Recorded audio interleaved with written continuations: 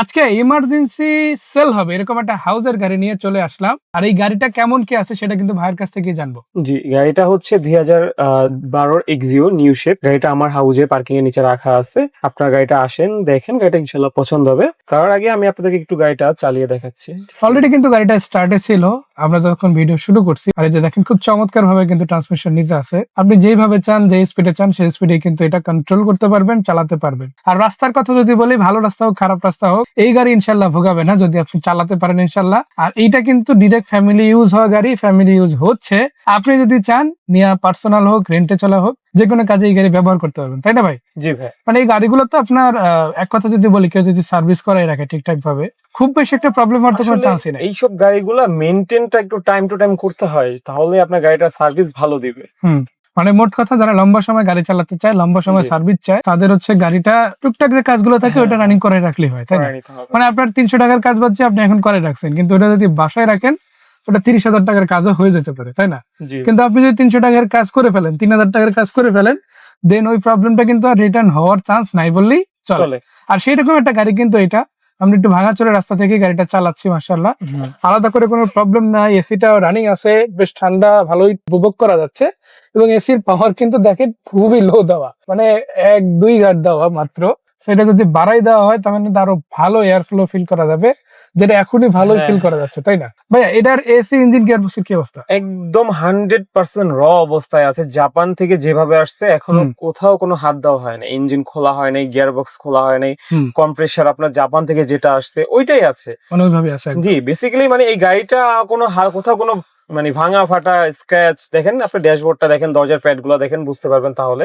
এই যে গাড়িটা দেখেন, একদম মাশাআল্লাহ। নিট এন্ড ক্লিন, খুবই যত্ন সহকারে গাড়িটা চালানো হয়েছে। যে আপনার নিয়ে অনেক টাকা কাজ করাতে হবে আসলে। আপনি গাড়িটা আসলে আমার গাড়িতে আমি ভালো বলবো, কিন্তু যখন আপনি আইসা দেখবেন গাড়িটা চালাবেন তখন বুঝতে পারবেন যে আমি আপনাকে যে কথা আরো একটা বলেছি। ক্লিয়ার ধারণা পাবেন আপনি। হ্যাঁ, দেখেন একদম একদম 100%। একদম ভাঙাচোরা উঁচু নিচু জায়গা, এখানে আসলে ন্যাচারালি হাঁটাটাও একটু কষ্টকর। সেখান থেকে গাড়িটা নিয়ে যাচ্ছি, কোন রকমের পিছনে সাউন্ড আসতেছে না। আমি কিন্তু পিছনেই বসছি, যার কারণে সাউন্ড শোনানো যায়। সামনে থেকে কোনো অকওয়ার্ড সাউন্ড পেলাম না।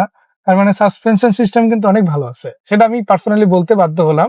ভাইয়া বলার আগেই কথাটা আমি বললাম। আপনি নিয়ে কোনো কাজ করাতে হবে না, যে গাড়িটা নেবে ইনশাল্লাহ নেওয়ার পর বুঝতে পারবে যে আমার কথা কাজে কতটা মিল ছিল।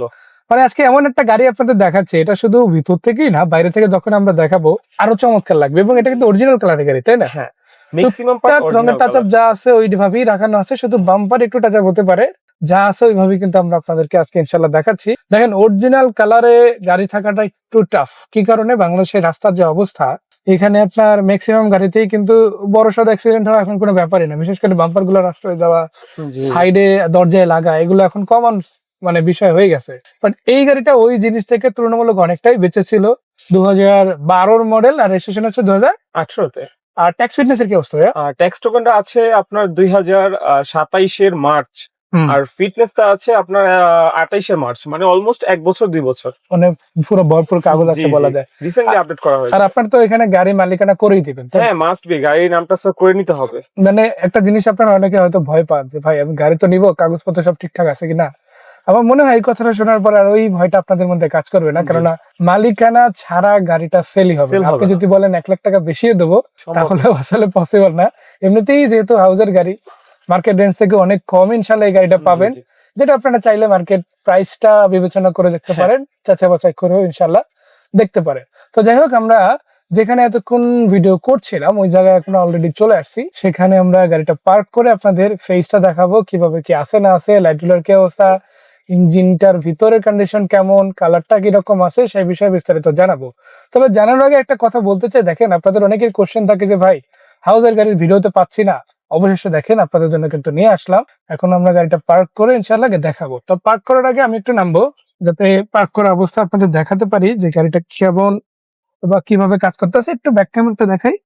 মিটারে দেখেন অলরেডি কিন্তু ব্যাক ক্যামেরা আছে, অন, রানিং আছে। সো ভাই পিছনে আসেন, এই যে দেখেন সবগুলো লাইট ঠিকঠাক ভাবে কাজ করতেছে।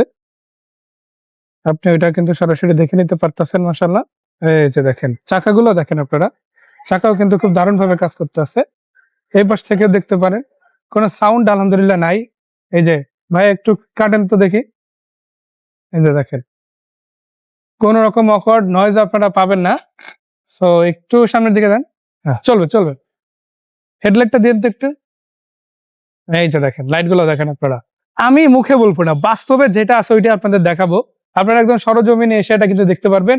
এখন একদম ভর দুপুরে, দুপুর 2টায় ভিডিও করতেছি, ওই অবস্থায় লাইটটা যদি এরকমের পাওয়ার দেয়, আমার মনে হয় না যে আলাদা করে আর কিছু বলতে হবে। আর কেন এটাকে অরিজিনাল কালার বললাম সেটা আলামত দেখেন এখানে আপনারা, এই যে সবকিছু as it is আছে।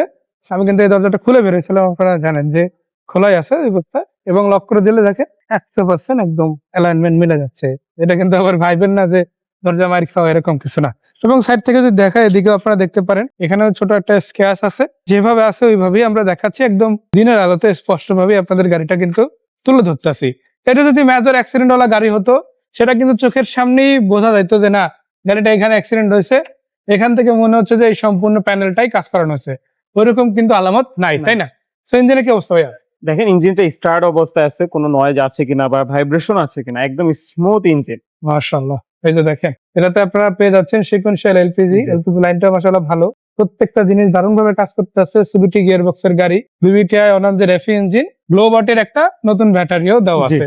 আর লাইট যেগুলো, এগুলো তো সবই অরিজিনাল। হ্যাঁ হ্যাঁ, যা আছে সবকিছু অরিজিনাল আছে গাড়ির সাথে। চারটা বড়টাও চাকা কিন্তু হচ্ছে কোনো আপনার ফেলা 3 মাস আগে লাগানো হয়েছে, 4টা চাকা ইয়োকোহামার চাকা। মাশাআল্লাহ, শুধু ভিতরের দিকেই না, বাইরের দিকেও না, পিছন দিকের কন্ডিশনও মাশাআল্লাহ খুব ভালো আছে। ঢাকা মেট্রো গ 34 সিরিয়ালে আছে, প্রত্যেকটা গ্লাসও দেখেন অরিজিনাল আছে, লাইট গুলো খুব ভালো। আলাদা করে বাম্পারও দেওয়া আছে, মানে সামনে পিছনে কিন্তু আপনি স্টিল বাম্পারও গাড়িতে ইনশাআল্লাহ পেয়ে যাচ্ছেন। ওইগুলো নিয়েও কিন্তু আলাদা করে আপনার কোনো টেনশনের রিজন নেই। সো এই পুরো গাড়িটা একদম রেডি রানিং গাড়ি, জাস্ট আপনার অপেক্ষা আইসা আপনি জাস্ট দেখলেই ইনশাআল্লাহ নিতে পারবেন। আর যেহেতু টাকার প্রয়োজন, তাই সেল করে দেওয়া হবে। আর এই গাড়িটা যারা নিতে চান সরাসরি হাউস থেকে নিতে পারবেন, জরুরি ভিত্তিতে বিক্রি হবে, ইমার্জেন্সি সেল পোস্ট। এটা ভাইয়া জি। Model 12, registration 18, 2018 papers complete. জি। কত টাকা দাম দিবেন? এটা আমি চাচ্ছি 15,80,000 টাকা ভাইয়া। 15,80,000 টাকা।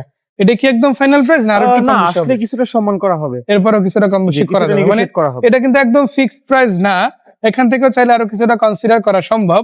আরেকটা ইম্পর্টেন্ট জিনিস আপনাদের আমি দেখাতে চাই, সেটা হচ্ছে এটার মাইলেজটা। এখনো পর্যন্ত ওডোমিটার এটা আছে মাত্র 86,166 কিলোমিটার।